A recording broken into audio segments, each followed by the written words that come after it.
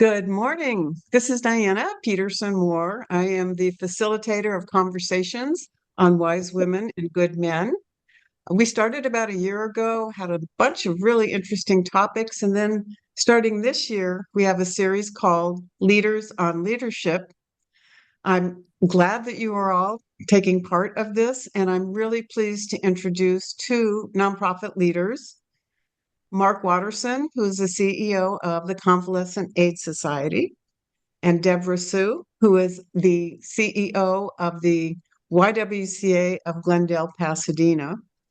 One of the reasons I was interested in talking to them, as I have with a couple of other leaders, is that nonprofit CEOs have a lot of stakeholders they need to keep happy. They have staffs, they have board members who are essentially bosses, they have funders, they have people involved with programs. They sometimes have foundations who have very specific kind of requirements, and they really don't have anybody they can talk to. We gabbed a little bit before we came live that we're all in the general San Gabriel Valley area, and there are organizations that have um, groups of CEOs so they can talk to one another and share with each other. So we're all about nonprofits and nonprofit leadership today.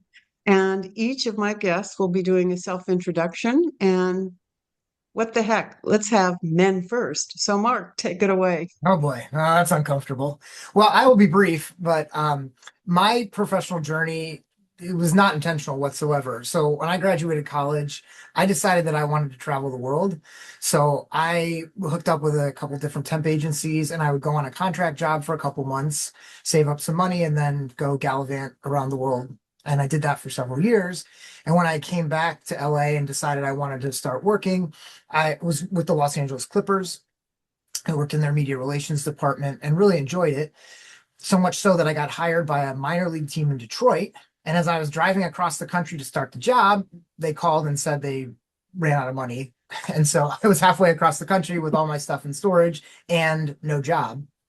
But fortunately, a buddy of mine, his uncle was running a nonprofit nursing home, found out that I was between things and offered me this job. And so I came back to LA. I started working for him. And even though I had minimal experience, I found the position very challenging but rewarding, especially the mission-based component of the work. And I liked it so much that I stayed for 9 years. I got my master's in public and nonprofit administration and only was impelled to move from that job when my wife and I found out we were pregnant. And I decided, I want to be running my own nonprofit by the time I become a father. And so that was 12 years ago. My son is 12, and here we are. Voila. Well done, you, as our friends across the pond would say. Deborah, what about It you? worked. Tell us Good a little bit morning. about your background. Yes, I'm Deborah Saw from YWCA of Glendale and Pasadena. And I first started off as an attorney at Legal Aid Foundation of Los Angeles. Being a first generation immigrant myself, I was really interested in supporting immigrant communities that were not able to access legal services, especially those who didn't speak English. So, one of the things I did when I got to Legal Aid Foundation is to start language lines and community clinics to provide the services in the languages that they can access, as well as provided in spaces that they're comfortable with. And those language lines and community clinics still exist today. While I was representing some of the survivors of gender-based violence, I found out about Center for the Pacific Asian Family, a nonprofit organizations that provide hotline, shelter, and different services for immigrant Asian women. And I joined CPAF as the executive director and stayed for 23 years, helping them grow. We grew like six-folds while I was there, providing really comprehensive intervention services as well as moving upstream and doing a lot of prevention work, including going into different school districts to provide prevention programming. So after CPAF, I really wanted to take a break and do something um, less expansive. But this opportunity to lead YWCA of Glendale and Pasadena came up, and I couldn't pass it up. I grew up in Pasadena, and I raised my kids in Glendale. And in fact, my daughter went to R.D. White, an elementary school that is right next door. So I knew the Y well and wanted to be part of really um, having it be effective at a critical moment in time where women are losing our rights. So, really excited to have joined it. Well, Deborah, thank you for that. And we're going to take a deeper dive. And Deborah let Mark and me know that she has a cold. So I was going to launch off with you, Deborah. Do you need to, is that okay? Yeah. You fine with you? You can still talk. So I'm really curious, myself, a recovering lawyer, as I'm fond of saying, why you moved from the practice of law. Let's dig a little bit deeper into the why. And I know living in this area and honestly, and being very transparent here, I'm a former board member of the Y when just the Pasadena part of it, when it was Pasadena and Valley Y. I know that there are some challenges financially. I know there's some challenges in getting people engaged. So did you perhaps jump from the frying pan into the fire? So tell us, tell us, we'll dig a little deeper and then we'll go to Mark. So Deborah first. And oh, and Sure. by the way, Deborah Saw, I apologize for No mispronouncing your worries. surname as the No mother worries. of Peterson-More. I was told consistently I didn't know how to spell my last name as a child. And Diana, as opposed to a Diane, I try to be mindful of other people's names. So my apologies. So take it away, Deborah Saw. No worries at all. Um, I would say that, you know, I started in law because I believe access to justice changed lives, and it does. But there was a pivotal case where I did everything I could within the confines of the law to support a survivor of domestic violence. And at the end of it all, um, I felt like she was not in a better position than when Mm, we started our journey together. So I did want to go into a space where we can address issues more holistically. And also, by the time they come to a lawyer, they've already, a lot of systems have failed them. So I wanted to really go upstream and start addressing things to prevent things from happening in the first place. So that's how I switched from being an attorney to going into leading nonprofits. And I took this particular position at the Y on November 1, 2024, right before the election results came out and right before the Eaton fire happened that January. mm. So it has been definitely a really um, challenging, but really rewarding job as well. I think now more than ever, we need to really look at what we can do. We can be concerned about everything under the sun and just be mired in the news, or we can really figure out what can we change in our corner of the world. And so this position has really inspired me to figure out, what can we do here, right here in Pasadena, in Glendale, and how can we build out young girls to be engaged, to become future leaders of our country. So I'm really excited about that. Yes, thank you. And this is a challenging time, and I'm hoping that I know that Mark has been with his agency for 12 years, as he announced, with the birth of his son. He has grown the agency and been highly successful. So my hope is that you do the same for the YWCA. So Mark, why don't you take it away? Your deeper dive. What have you done? What would you do differently? Tell us a little bit about your journey at Convalescent Aid Society. Yeah, thanks, Diana. So, when I introduced myself, I kind of talked about the practical journey that it took getting me from, not knowing what I was doing to ending up in the nonprofit world. And it was really just by happenstance. So I think if I could tweak the question slightly, I would say the more interesting question is probably why did I stay in the nonprofit world? Because I found it by luck. So, there's two probably main reasons why I stayed. The first is my friend's uncle who hired me ended up becoming an incredible mentor. I had very little experience when he hired me, and he provided this job with an amazing balance where he gave me a ton of responsibility. He let me figure out things on my own, but he was always so gracious in offering suggestions when I got stuck on things. And I got stuck a lot because I didn't know what I was doing. So, so that was incredible. And I got to watch someone besides that who was incredibly principled. He was like, to take the title of this podcast, like he was actually is, he's still alive. He's a good man.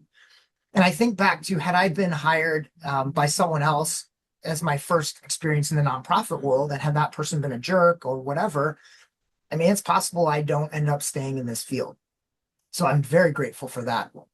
And the second reason, and probably just as important, if not more important, that I've stayed in the nonprofit world is my own personal story. I talk to a lot of groups, and often I lead with this line: I am the only person I've ever met who's been adopted twice. And so that experience has really shaped me in wanting to contribute, to making the world, as Deborah was saying, sort of a slightly better place. So that's why I like the way she phrased that. And I can just very briefly, because people are curious, I can in 30 seconds explain my adoption journey because it is really kind of amazing. Well, if you hadn't done it, I was going to ask you. tell Yeah, us right. tell us the Reader's Digest version of being adopted. Yeah, the Reader's Digest version. It's a great story. So I was adopted at birth by an older couple who I think had gotten married later in life and weren't able to have kids, but they provided this incredibly loving and supportive household. I grew up a very normal life. In fact, I didn't even find out that I was adopted until I was 7 years old. Mm-hmm. And looking back on it, my parents, I think, decided to tell me at that point because they knew my mom was sick. So a couple months later, she ended up passing away. And shortly after that, my dad got sick, and then he went into the hospital and he ended up passing away. So within the span of a year, I went from living this very idyllic, boring, for lack of a better term, like childhood, to finding out I was adopted and having both my parents pass away. But what's incredible about it, and which is why I reference this story as part of my journey and being so important, is that throughout the time that my parents were sick, especially after my mom passed, I never missed a meal. I never had dirty clothes because the community around me took care of me. I didn't even miss a day of school. And that same community then also helped find another family that agreed to become my guardians and ultimately adopted me, the Wattersons.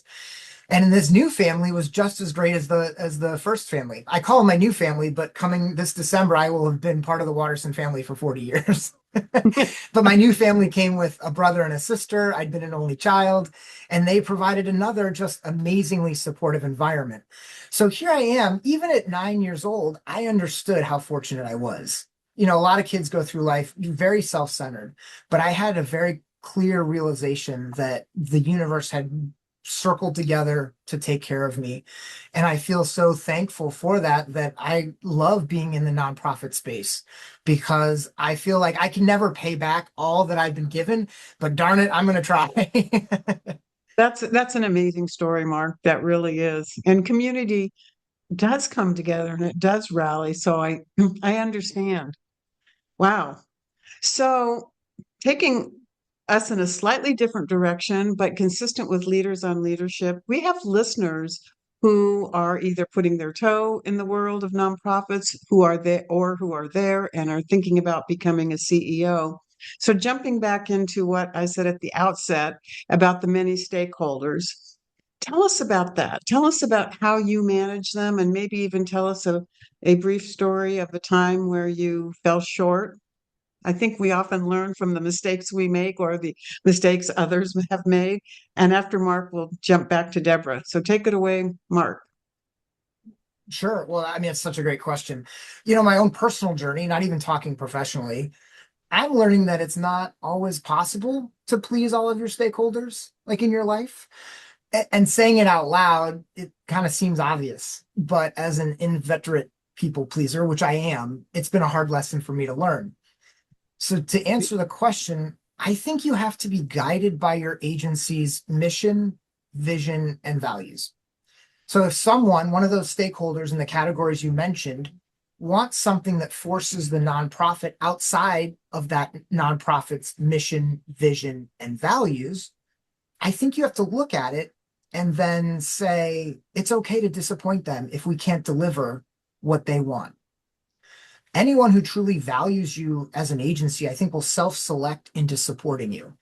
Everyone else will move on. And the jaded, to the extent that I'm jaded, but the jaded 20 plus year veteran of nonprofit management thinks that sometimes people are looking for a reason to say no to you, and that's okay. Thank you.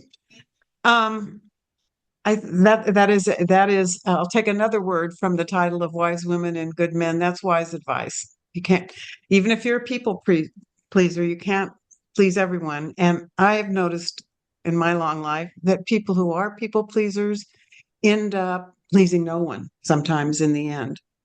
Sometimes you have to And being take, miserable and being personally well, miserable. Again, I'm on this journey myself to figure this out. So I'm yeah. still learning that lesson, Diana. Deborah, you're a relative newcomer to the Y, but I know you come from agencies that are similar from the standpoint of having numerous stakeholders. So tell us about that. And even if you have a story of a time where it didn't work so well, and you're willing to share it with us, we'd love to know. So take it away, Deborah. Sure. So, I'm a soccer mom. So I'm going to use a soccer metaphor. I think like a soccer team that can't all be, playing goalie, you have to have different players playing their roles to be more effective. And in the same way, stakeholders and nonprofits really play different roles.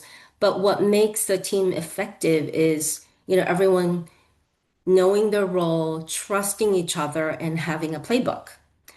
So I think it's really important as leaders in a nonprofit for us to really look at figuring out how collectively we can be more effective by focusing on the shared mission and values and coming up with a strategic plan with measurable goals that everyone's agreeing on. I think that really helps you to kind of be laser focused on what you are collectively doing together. And in this day and age, I know that with accelerating pace of change and just the world changing so fast and becoming so complex, a multi-year strategic plan may seem like it's clunky and not useful. I still think because of the complexity, because of the changes, you have to have a strategic direction that everyone understands. I mean, you have to have a roadmap to know where you're going, even though you might take different side streets, you need to Mhm. know where you're going. So I think a map is super important. And also, I'm a firm believer that what gets measured gets done. So really helpful to have that. But the biggest conflict I would think was demonstrated, I mean, for me, was like the stakeholders of funders and the need not sometimes not matching up. And Voulet is really funny, and he gives an example of a bakery. Like there are people who come to the bakery and said, I want you to bake me a cake, but I'm not willing to pay for eggs. So, or another, customer comes in and says, I would like you to bake me a cake, but I refuse to pay for utilities. So, I mean, how are you supposed to do that, right? So that's Mhm. sometimes what our funders are like. And what we have to do is really figure out how to make it all happen. How do we make that not sausage, the cake bake. There you go. And I really like that phrase, what gets measured gets done. I'll give you a well done, you, from our friends across the pond. You also brought up a word change. And I know both as a leader myself in the past and the work that I do now, that change is scary for a lot of people. Most people abhor change. I'm one of, in that small minority, I kind of embrace change. So you're you've been there for a while, but you're a relative newcomer. And tell us about how you introduced change. Maybe tell us what worked and some roadblocks that you had to look out for. Sure. I'm like you, Diana. By the time I entered high school, I had lived in 9 different homes in 3 different continents and attended 6 schools. So basically, change was second nature to me. Um, but not everyone likes change, and especially if you're not controlling it, right? So I try to do two things. One is over communicate. I mean, it's important to help people understand why change is needed, and then also involve people who will be impacted as much as possible in the process. And then you also need collaborators. And I think this is where I got super lucky at the Y. Um, I inherited an amazing team of really hardworking staff who are running with me. They're literally running with me every day to identify and make the necessary changes. So really, I think key thing is to make sure that you have collaborators in making those changes and over communicate and make sure you try to involve those folks impacted by the change as much as possible. Yeah. I am a big believer in over communication and of the adage, tell them what you're going to say it, and then tell them what you just said. Uh, but Right. Mark, you're an old hand at this, but I know Ah, you have gone through change recently in terms of facilities and space, and I know many of the folks on your staff. So tell us about when you introduce change and how it happens, and maybe sometimes when it worked or other times when it didn't work. yeah, well, Deborah was mentioning before our call that they're coming up on 100 years. We too are a 100-plus-year-old agency. So we've been doing the same sort of thing for a long time. But obviously, as the demands in this area have changed, we've had to adapt.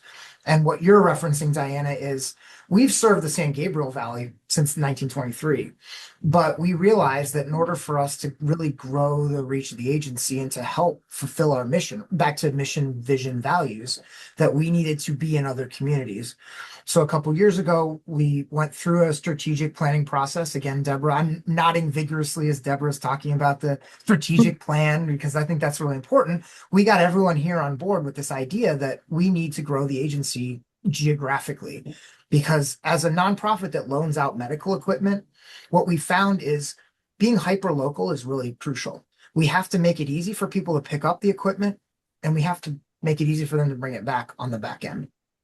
And so having locations that can donate out and then receive items really helps us with our mission. So we bought a building, we're growing, we're feeling really good about ourselves. But a challenge that's come up, Deborah was kind of referencing it, but everything is sort of, there's like a bunch of upheaval going on right now in the world. And we have the same challenges as a nonprofit that any for-profit business has. We're dealing with rising labor costs. In fact, costs are going up for everything. So I think that's the biggest challenge right now, and it's hitting us right as we're expanding. You know, we weren't directly impacted by the tariffs. Maybe we were indirectly impacted, but what you saw from for-profit businesses is they pass those extra costs on to their consumers. We can't do that as a nonprofit. We don't charge for anything. Deborah, you may have fees and stuff, so maybe you can't adjust that, but we can't. We don't charge anything for any of our services. So we couldn't just raise our prices to off balance the increase in costs that we're facing. We rely on donations. So not only can we not pass our costs on to our clients who end up donating to us are sensitive to their rising costs. So, plus the economic and market instability that's going on right now. And I think that has a lot of people in the nonprofit world spooked. So, our donors going to feel as generous when they've paid almost $7 a gallon to fill up their gas tank, Yeah. and this is an oddly personal reference here, but are they going to feel as generous when they've gone to the grocery store like I did last week and spent $10 for a bag of pita chips, which was eye opening for me? Like, when did pita chips become $10? Yeah. So, we're dealing with those. You talk about challenges. We're dealing with that challenge right now where all of our costs are going through the roof, just like everyone else's. And we're trying to balance that. And the thing I'd And also like to hide. Sorry, go ahead. oh no, go ahead. I was thinking you're also dealing with a population that's on fixed incomes. So I Yep, suspect that the people who need the equipment that you're able to supply are people who are also counting their pennies. And I mean, 100%. the fact that you decide to have additional locations for drop off and pickup is amazing because I'm thinking, gosh, if you don't have the ability to drive over to pick up the equipment that's free to you, Yeah. It's Well, a problem. I love that you pointed that out, Diana, because yes, we're dealing with people primarily who are in that category. And so they're being affected now by a lot of these changes that are going on at the national level. I think it's a malignant dismantling and destruction of that social safety net that It I is. talked about earlier when I told my adoption story. Whether it's Doge or a pivot to anti-science or the overall devaluation of knowledge, a government that's blowing you know what up just for Hmm. the sake of blowing it up with no plan to fix it. Those people who you mentioned, who are our main clientele, are more drastically affected by this erosion, this deliberate erosion of social services, which then pushes more people to us, which we, as I mentioned a minute ago, are having increased costs that we have to deal with and no actual additional revenue streams coming in. So yes, there's more people impacted, which is good for us because we have more clients, but we don't have a revenue stream that follows those clients because the government has just decided in a lot of regards, they're not going to help. Yeah, and this kind of brings up two topics that Deborah raised. I mean, women are suffering. I mean, women are losing their jobs at the federal government level, qualifications out the door, and people of color. And so now you have Deborah, who is both, by the way, but also um, helping a group of women who are facing those challenges as well. So that, and then tied in with what you were saying also earlier about the financing, um, there are a lot of people out there now who are donors who are giving for a very specific reason. So maybe they are saying, we want the cake, but we don't want to pay for the utilities.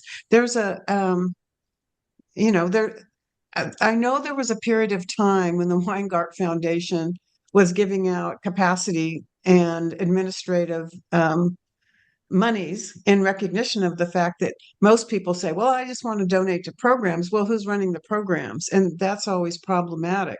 So, Deborah, how are you confronting that on both fronts, on the difficulties that women and women of color are having, as well as maybe a depletion of donors and donors who are saying, well, I want to support this, but I don't want to support that. You kind of you alluded to to that piece of it that really caught my attention. So take it away, Yeah. Deborah. Yeah, no, thank you for raising that. It's such a challenging problem going forward. As, government funding dwindles for those safety net services, we're going to see more and more people coming through our doors. And you're absolutely right. Women and people of color are going to be disproportionately impacted. And there's actually quite a bit of dismantling of programs that we're targeting them. Yeah. So it is definitely a challenge. And when you look at the landscape of foundations, the local foundations at least has gone through a lot of leadership change, and a lot of them are on pause right now. They are all like waiting or they're doing their strategic planning to figure out how they move forward. So it is really a tough period. This is when individuals need to, those who are fortunate and are not as impacted by some of these downturns or the rise in prices, we need individuals to step up in this time. It is so important. That's who we need to rely on. And what we are seeing is a lot of individuals are parking their money in donor advised funds. And donor advised fund staffs do not have very many regulations, they don't have requirements. And so we're not seeing that money push out like it used to when tax laws were different. So it is definitely a challenging time, but I'm hoping through programs like yours, people will understand the plight of nonprofits and be able to be more generous. Yeah, it's really tough times. And um I've served on many boards, and another one within without naming names, but when I was on the board, it was pretty much all donor funded. A relatively large agency. And at some point, and actually, when I was on the board, somebody came forward and said, we really need to go after government funds, which the agency did. Then it exploded in terms of size, the individuals it served, et cetera. And now, just like you, Deborah got many of the former, as many as she could, board members together. This agency got a lot of its former board members together, and they're taking a look at how do we, we're out there now. We've stretched, we spread our wings, and we're covering a lot of individuals, and now the government funds are decreasing. But this is an agency that still has a lot of individuals, perhaps more so than some others, but it's just really, really tough when I think, Mark, you really said it, when we were all expecting that life was not going to change dramatically, and it has. I mean, life has changed dramatically. A lot of people are in shock. Is it going to change back? Who knows? In terms of change as a theory, it will change, but it probably won't change back. It'll probably change not probably, it will change in a different format. But it's, nonprofits are suffering. So given the extremely tough times, and thinking, let's start with Mark this time. What would you say are the 3 to 5 top leadership skills that somebody who aspires to be the CEO of a nonprofit, and a large nonprofit, needs to have? I'm gonna just choose one, if that's okay, because there's one I found, and again, I'm still working on this, but I found one thing that really sort of shapes my leadership style, and I've had to grow into it. I talked about my mentor earlier, an amazing person. I learned so much from him. In a lot of ways, I think he's probably a better leader than I am. But what I was so thankful for is I got to watch him lead, and I took a lot. I like to think I took some of his leadership principles and his strategies, but I couldn't just lead the way that he did. Yeah. He's a different person than me. It would be inauthentic for me to run this agency the way that he did. And so what I've had to learn, sometimes the hard way, over time, is I have to be true in my management style to how I am. It's someone who doesn't necessarily like conflict and tries to plan around having conflict. It's trying to, as Deborah mentioned earlier, being in a collaborative environment where you're working all together. And how does that look? And how do you get that collaboration? Because that's what makes me happy. And I don't want to be in a job where I'm miserable because I'm doing things that aren't true to myself. So I think I don't give advice, but if anyone was watching this and like, oh, I want to go and, be a nonprofit leader, for me, what's worked is figuring out who I am and how it's comfortable for me to lead, and trying to just be as true to that as possible. Well, I really love that. And authenticity means so much. I do a fair amount of one-on-one coaching, and it's after I will have administered what we call 360 performance assessment, 360 being a circle. Person assesses himself, herself, the boss, the colleagues, and the subordinates, and they get feedback. So I always say, by the way, no one's holding a gun to your head. The feedback is saying, in order for you to be more successful in this organization, these things need to change. And if you're willing, I'm willing to help you. If you're not willing, time to dust off your resume and look elsewhere, which is scary in this era. But I will always say to people, I'm kind of very practical, no nonsense person, and I will give them maybe 3 to 5 different ways of showing up in the workplace. But I always say, try it. If it works for you, great. If it doesn't work for you, throw it away. You have to be authentic, because people can smell a rat a mile away. And so I think what you're saying is true. I also noticed you said earlier, probably before we started, that you are an introvert. And leadership for introverts is different from those of us who are extroverts, I being one of those. But I really appreciate your having said that, because that actually is fundamental. And a lot of people don't really think about that. You have to do what feels comfortable for you. And hopefully, but you talked about leadership skills, being collaborative, conflict averse, which I, in my old age, have just realized in the last 6 months, I'm conflict averse. I like to manage conflict. I have opinions, and I'm happy to share my opinions with people, but I don't like I don't like when emotions run super high and people are yelling and screaming. I tend to withdraw. So, which is, people probably think is odd who know me, but we're always learning. Deborah, what about Amen. you? Amen. Yeah, what would you add to the authenticity list in terms of what you think people who are aspiring to be CEOs of big nonprofits, some of which are struggling and some of which are successful? Mhm. So before I address that, I want to go back to the conflict idea. Uh-huh. Um, early on, I think I had an aversion to conflict as well. But I had a friend, Bob Lazzarini, who taught me about the conflicts, how to view conflict, that if we're not clones of each other, we are going to have differences of opinion and there will be conflict. And to kind of look at it as a opportunity to learn, but what you have to do is really know what your default conflict style is. There are folks who are conflict avoiders, there are folks who are um, advocates who want to win. There are folks who are compromisers. They just want to cut the baby in half. And there are folks who are collaborators or, they want to really process to get the win-win.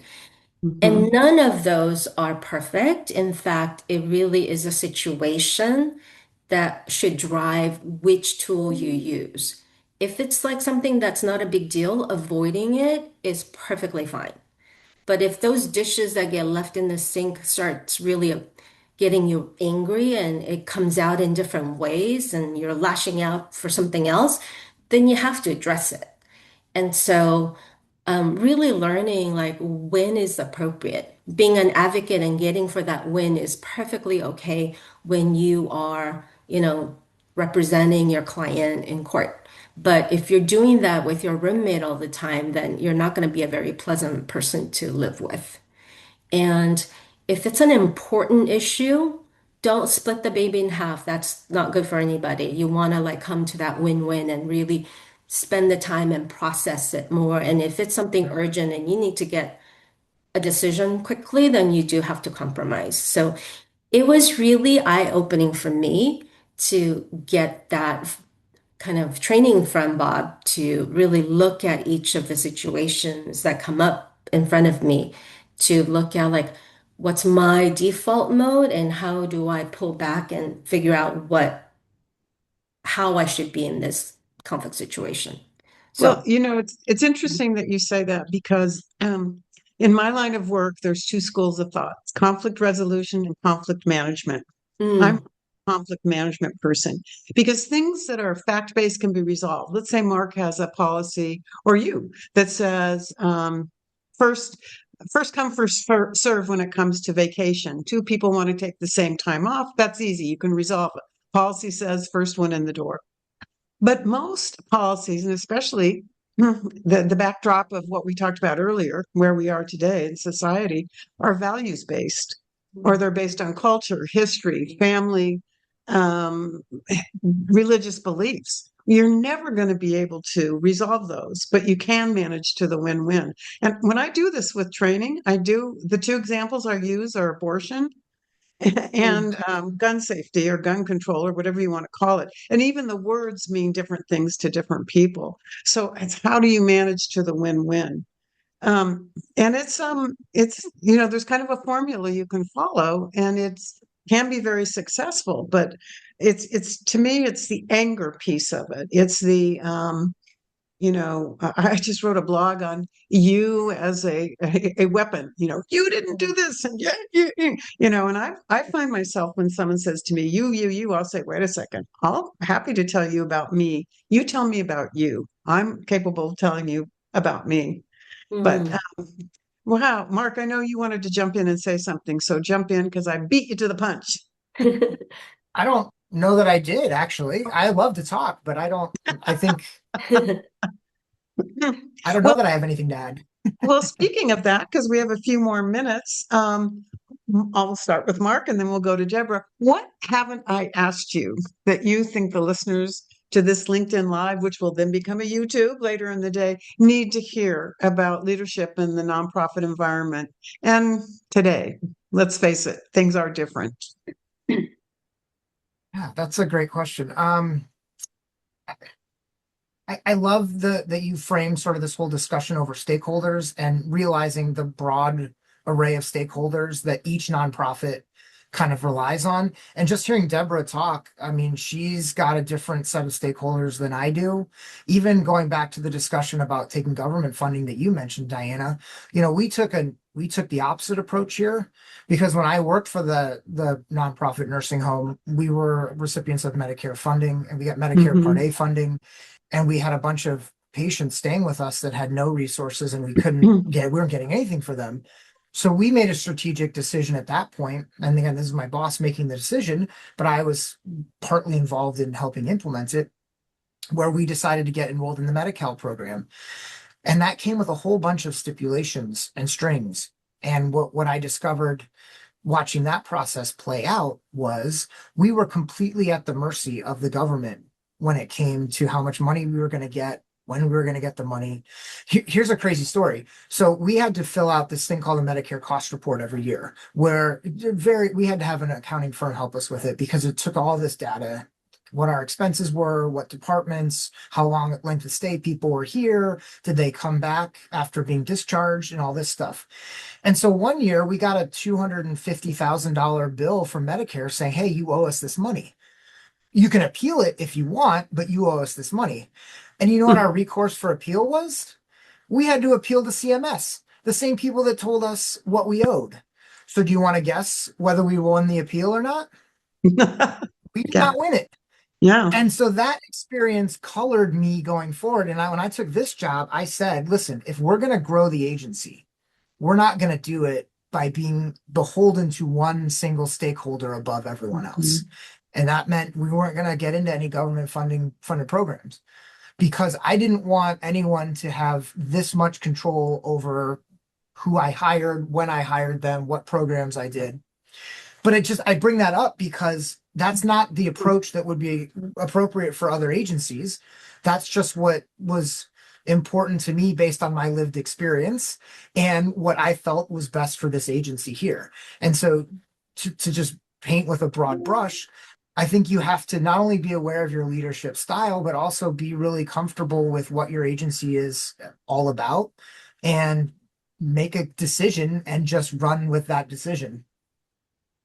That's so important. It brings to mind one of the clients that I've worked with over the years, without naming names again, but it gets funding from four different sources: federal, state, county, and city. And I walked in one day and I noticed that there were side by side printers. And I asked about it. And one agency required a certain kind, another one required the other kind, and never the twain shall meet. So, and I'm going to make this up because I don't remember who was who, but let's say that the county said only county stuff here, and the city said only city stuff here. So it becomes cumbersome. Um, and yet, a lot of agencies are reliant upon it. So, Deborah, what about you? What haven't I asked you that you would love to share with the those listening to us? Sure. I want to go back to the authenticity comment, Mark. Hmm. That's so important. And for me, the late Ruth Beaglehold helped me kind of shift my paradigm around parenting, and which also helped me understand about my relationship with power. Being growing up as the youngest of four children in a very hierarchical family, I think I had a very uncomfortable relationship with power, positional power. And Hmm. I saw that a lot in running an organization made up mostly of immigrant women. And I had to really learn to be comfortable and own my power before I could share it, because otherwise it's deflecting it, not sharing it. And you need to be able to share power essentially to develop a leaderful organization. So that's really key. Um, Another thing I want to just put out there is you also have to learn about your money story. I was not a good fundraiser until I understood that part of my upbringing is to learn to live within your means. Hmm. So, you don't go out and ask for more money. You kind of learn to live with what you've got. And so I really encourage everyone who's leading an organization and need to fundraise to really explore what your money story is and to kind of come to terms with your relationship with money as well.